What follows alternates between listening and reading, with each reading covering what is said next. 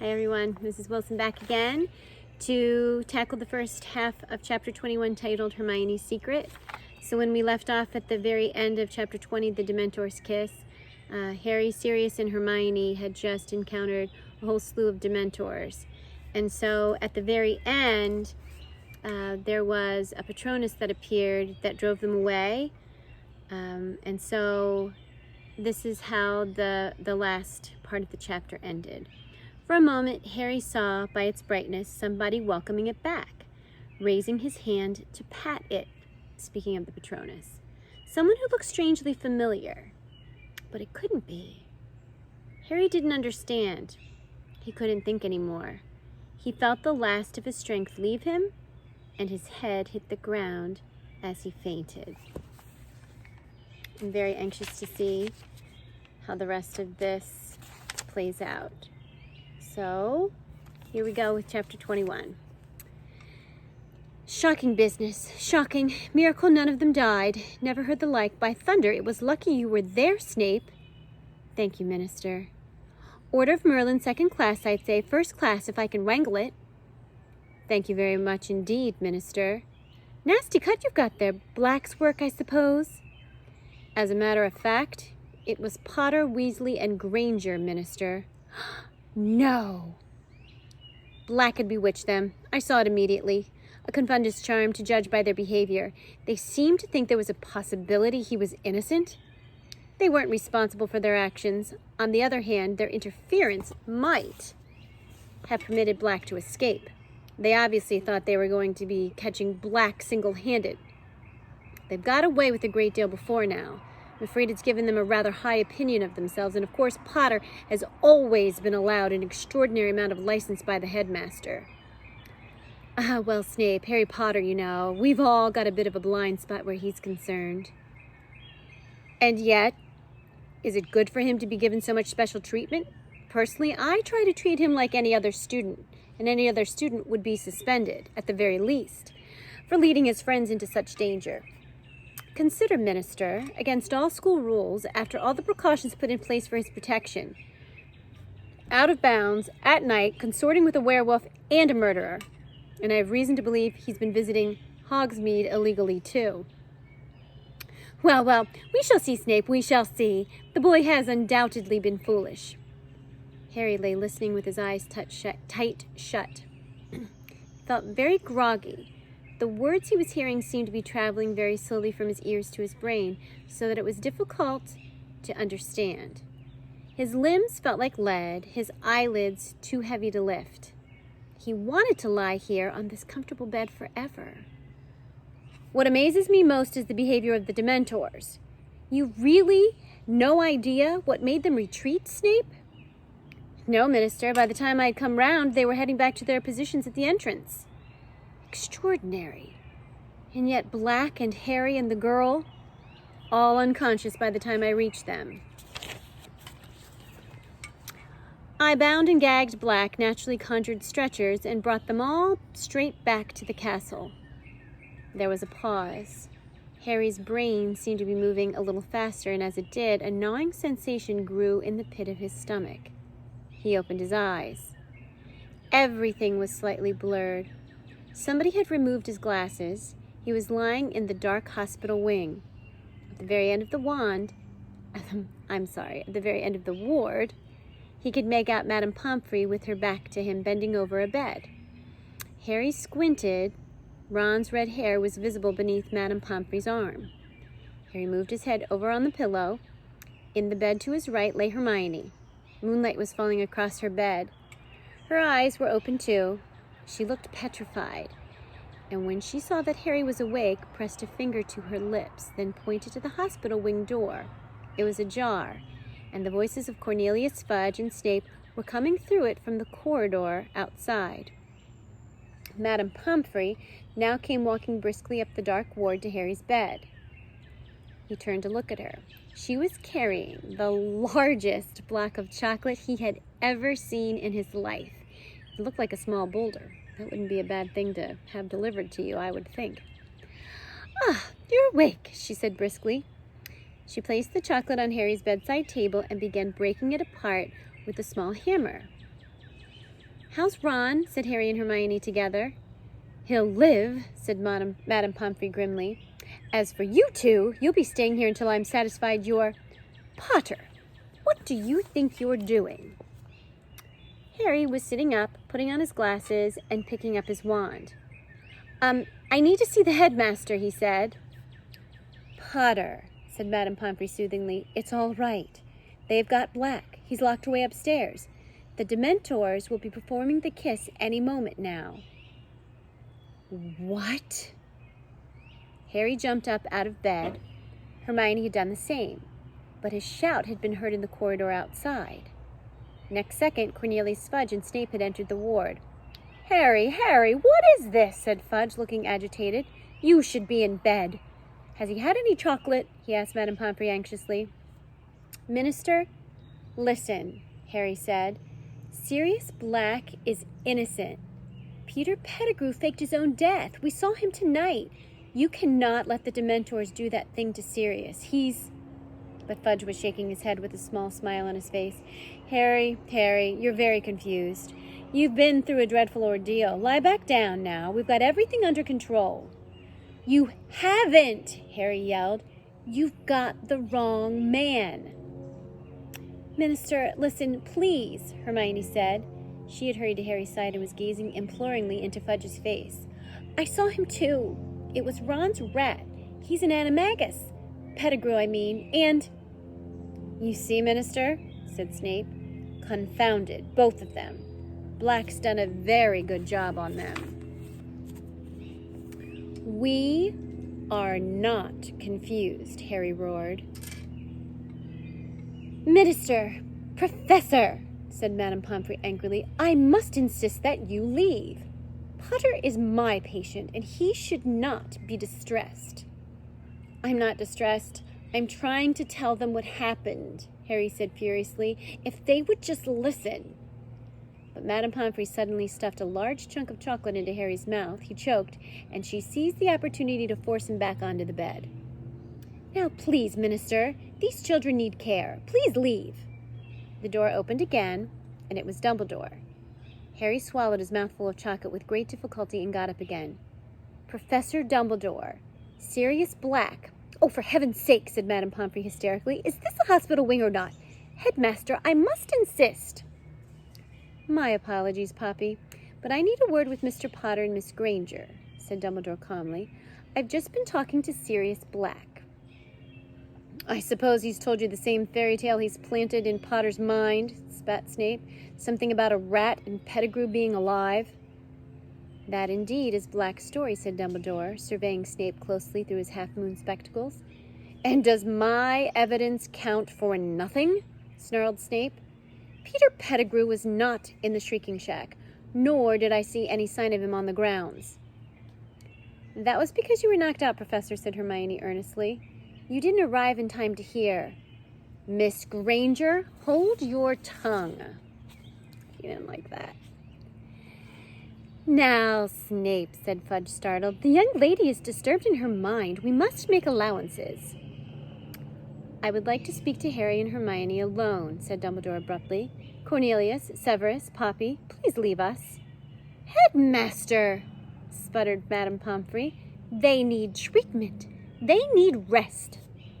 This cannot wait, said Dumbledore. I must insist. Madame Pomfrey pursed her lips and strode away into her office at the end of the ward, slamming the door behind her. Fudge consulted the large gold pocket watch dangling from his waistcoat. The Dementors should have arrived by now, he said. I'll go and meet them, Dumbledore. I'll see you upstairs. He crossed to the door and held it open for Snape. But Snape hadn't moved. You surely don't believe a word of Black's story, Snape whispered, his eyes fixed on Dumbledore's face. I wish to speak to Harry and Hermione alone, Dumbledore repeated. Snape took a step toward Dumbledore. Sirius Black showed he was capable of murder at the age of 16, he breathed. You haven't forgotten that, Headmaster. You haven't forgotten that he once tried to kill me? My memory is as good as it ever was, Severus, said Dumbledore quietly. Snape turned on his heel and marched to the door Fudge was still holding. It closed behind them, and Dumbledore turned to Harry and Hermione. They both burst into speech at the same time. Professor, Black is telling the truth. We saw Pettigrew. He escaped when Professor Lupin turned into a werewolf. He's a rat. Pettigrew's front paw, finger, he cut it off. Pettigrew attacked Ron. It wasn't serious. But Dumbledore held up his hand to stem the flood of explanations. It is your turn to listen, and I beg you will not interrupt me because there is very little time, he said quietly. There is not a shred of proof to support Black's story except your word, and the word of 2 13-year-old wizards will not convince anybody. A street full of eyewitnesses swore they saw Sirius murder Pettigrew. I myself gave evidence to the Ministry that Sirius had been the Potter's secret keeper. Professor Lupin can tell you, Harry said, unable to stop himself. Pardon me.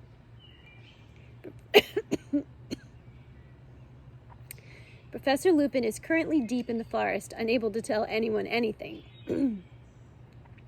By the time he's human again, it will be too late. Sirius will be worse than dead. I might add that werewolves are so mistrusted by most of our kind that his support will count for very little, and the fact that he and Sirius are old friends. But listen to me, Harry. It's too late. Do you understand me? You must see that Professor Snape's version of events is far more convincing than ours. Than yours. He hates Sirius, Hermione said desperately, all because of some stupid trick Sirius played on him. Sirius has not acted like an innocent man. The attack on the fat lady, entering Gryffindor Tower with a knife. Without Pettigrew alive or dead, we have no chance of overturning Sirius's sentence. But you believe us? Yes, I do, said Dumbledore quietly. But I have no power to make other men see the truth or to overrule the Minister of Magic. Harry stared up into the grave face and felt as though the ground beneath him were falling sharply away. He had grown used to the idea that Dumbledore could solve anything. He had expected Dumbledore to pull some amazing solution out of the air. But no, their last hope was gone. What we need, said Dumbledore slowly, and his light blue eyes moved from Harry to Hermione, is more time. But, Hermione began, and then her eyes became very round. Oh. Now, pay attention, said Dumbledore, speaking very low and very clearly. Sirius is locked in Professor Flitwick's office on the 7th floor. 13th window from the right of the West Tower. If all goes well, you will be able to save more than one innocent life tonight. But remember this, both of you. You must not be seen. Miss Granger, you know the law. You know what's at stake. You must not be seen. Harry didn't have a clue what was going on. Dumbledore had turned on his heel and looked back as he reached the door. I am going to lock you in. It is, he consulted his watch, 5 minutes to midnight. Miss Granger, 3 turns should do it. Good luck. Good luck, Harry repeated as the door closed behind. 3 turns? What's he talking about? What are we supposed to do? But Hermione was fumbling with the neck of her robes, pulling from beneath a very long, very fine gold chain. Harry, come here, she said urgently. Quick! Harry moved toward her, completely bewildered. She was holding the chain out. He saw a tiny sparkling hourglass hanging from it. Here! She had thrown the chain around his neck, too. Ready? She said breathlessly. What are we doing? Harry said, completely lost. Hermione turned the hourglass over 3 times. The dark ward dissolved. Harry had the sensation that he was flying very fast backward. A blur of colors and shapes rushed past him. His ears were pounding. He tried to yell, but couldn't hear his own voice. And then he felt solid ground beneath his feet, and everything came into focus again. He was standing next to Hermione in the deserted entrance hall, and a stream of golden sunlight was falling across the paved floor from the open front doors. He looked wildly around at Hermione, the chain of the hourglass cutting into his neck. Hermione, what? I'm here. Hermione seized Harry's arm and dragged him across the hall to the door of a broom closet. She opened it, pushed him inside among the buckets and mops, then slammed the door behind them. What? How? Hermione, what happened? We've gone back in time, Hermione whispered, lifting the chain off Harry's neck in the darkness. 3 hours back. Harry found his own leg and gave it a very hard pinch. It hurt a lot, which seems to rule out the possibility that he was having a very bizarre dream. But, shh, listen, someone's coming. I think it might be us. Hermione had her ear pressed against the cupboard door. Footsteps across the hall. Yes, I think it's going down to Hagrid's. Are you telling me, Harry whispered, that we're here in this cupboard and we're out there too? Yes, said Hermione, her ear still glued to the cupboard door. I'm sure it's us. It doesn't sound like more than 3 people, and we're walking slowly because we're under the invisibility cloak. She broke off, still listening intently. We've gone down the front steps. Hermione sat down in an upturned bucket, looking desperately anxious, but Harry wanted a few questions answered. I can't blame him. Where did you get that hourglass thing? It's called a time turner, Hermione whispered, and I got it from Professor McGonagall on our first day back. I've been using it all year to get all my lessons in. Professor McGonagall made me swear I wouldn't tell anyone. She had to write all sorts of letters to the Ministry of Magic so I could have one. She had to tell them that I was a model student and that I'd never, ever use it for anything except my studies. I've been turning it back so I could do hours over again. That's how I've been doing several lessons at once, you see? But, Harry, I don't understand what Dumbledore wants us to do. Why did he tell us to go back 3 hours? How is that going to help Sirius? Harry stared at her shadowy face. There must be something that happened around now that he wants us to change, he said slowly. What happened? We were walking down to Hagrid's 3 hours ago. This is 3 hours ago, and we are walking down to Hagrid, said Hermione. We just heard ourselves leaving. Harry frowned. He felt as though he were screwing up his whole brain in concentration. Dumbledore just said we could save more than one innocent life. And then it hit him. Hermione, we are going to save Buckbeak. But how will that help Sirius? Dumbledore said he just told us where the window is, the window of Flitwick's office, where they've got Sirius locked up. We've got to fly Buckbeak up to the window and rescue Sirius. Sirius can escape on Buckbeak. They can escape together. Wow, that is a pretty brilliant idea. From what Harry could see of Hermione's face, she looked terrified. I can't blame her. If we manage that without being seen, it'll be a miracle. Well, we've got to try, haven't we, said Harry. He stood up and pressed his ear against the door.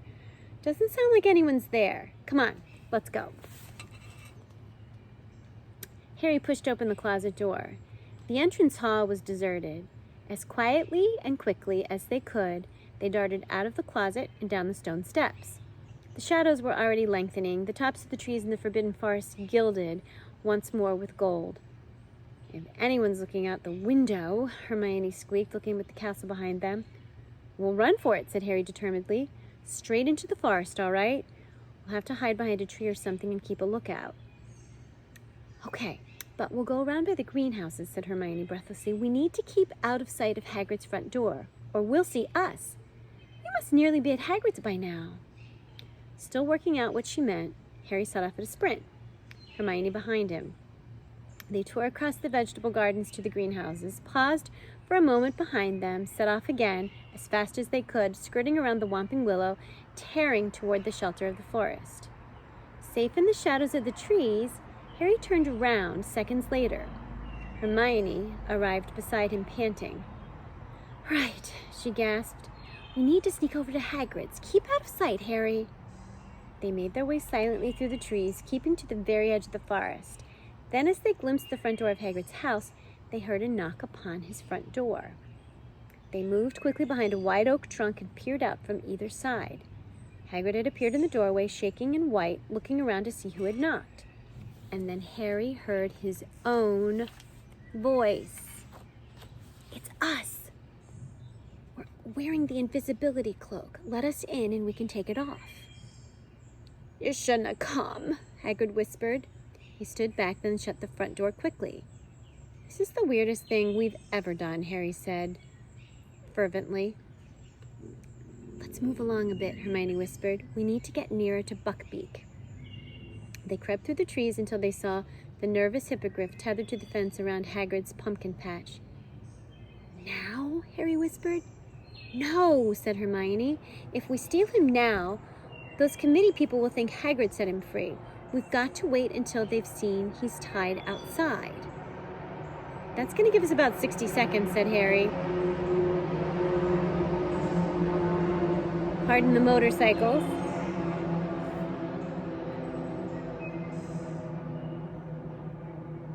This was starting to seem impossible. At that moment, there was a crash of breaking china from inside Hagrid's cabin. That's Hagrid breaking the milk jug, Hermione whispered. I'm going to find Scabbers in a moment. Sure enough, a few minutes later, they heard Hermione's shriek of surprise. Hermione, said Harry suddenly, what if we just run in there and grab Pettigrew? No, said Hermione in a terrified whisper. Don't you understand? We're breaking one of the most important wizarding laws. Nobody's supposed to change time. Nobody. You heard Dumbledore. If we are seen, we'd only be seen by ourselves and Hagrid. Harry, what do you think you'd do if you saw yourself bursting into Hagrid's house, said Hermione. I'd think I've gone mad, said Harry, or I'd think there was some dark magic going on. Exactly. You wouldn't understand. You might even attack yourself. Don't you see? Professor McGonagall told me what awful things have happened when wizards have meddled with time. Loads of them ended up killing their past or future selves by mistake. Okay, said Harry. It was just an idea. I just thought. But Hermione nudged him and pointed toward the castle. Harry moved his head a few inches to get a clear view of the distant front doors. Dumbledore, Fudge, the old committee member, and McNair, the executioner, were coming down the steps. We're about to come out, Hermione breathed. And sure enough, moments later, Hagrid's back door opened, and Harry saw himself, Ron, and Hermione walking out of it with Hagrid. It was, without a doubt, the strangest sensation in his life. Standing behind the tree and watching himself in the pumpkin patch. It's okay, Beaky, it's okay, Hagrid said to Buckbeak.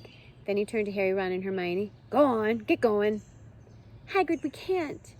We'll tell them what really happened. They can't kill him. Go. It's bad enough without you lot in trouble and all. Harry watched the Hermione in the pumpkin patch throw the invisibility cloak over him and Ron. Go quick. Don't listen. There was a knock on Hagrid's front door. The execution party had arrived. Hagrid turned around and headed back into his cabin, leaving the back door ajar. Harry watched the grass flatten in patches all around the cabin and heard 3 pairs of feet retreating. He, Ron, and Hermione had gone, but the Harry and Hermione hidden in the trees could now hear what was happening inside the cabin through the door. Where is the beast? Came the cold voice of McNair. Outside, Hagrid croaked. Harry pulled his head out of sight as McNair's face appeared at Hagrid's window, staring out at Buckbeak. Then they heard Fudge. We have to read the official notice of execution, Hagrid. I'll make it quick, and then you and McNair need to sign it. McNair, you're supposed to listen too. That's procedure. McNair's face vanished from the window. It was now or never. And that is where we're going to have to leave off mid-chapter to see if their plan for not only rescuing Buckbeak is successful, but if Buckbeak will also be a part of their helping Sirius Black escape as well. So quite the exciting developments in the first half of this chapter. And again, I cannot wait to continue reading on not only this chapter, but to the end of the book with you guys, because this is just such a phenomenal story. So until then, take care, and I will see you all again very soon.